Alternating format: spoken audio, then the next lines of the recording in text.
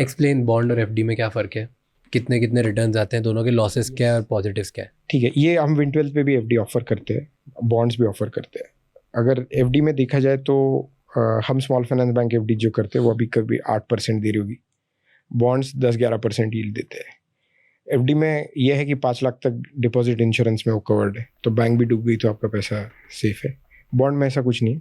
Bond हम ऐसे ही लाते हैं कि जहाँ हमें कंफर्ट है रिस्क पे, हम जहाँ खुद का भी पैसा लगा रहे हैं एज ए कंपनी, वही बॉन्ड लाते हैं। होता क्या है बॉन्ड और होता क्या है एफडी? एफडी तो सबको पता है। बॉन्ड इज कोई कंपनी लोन उठाती है, तो जैसे आप लेट्स से अगर if you take housing loan, then उसका लोन का जैसे ईएमआई होता है, सिमिलर बॉन्ड है ये कि सिक्योर बॉन्ड होता है, उसमें कोई कोलैटरल होता है। जैसे आपका हाउसिंग लोन है जैसे सिक्योर लोन, तो उसमें हाउस कोलैटरल, यहाँ कुछ बॉन्ड में कोलैटरल होगा।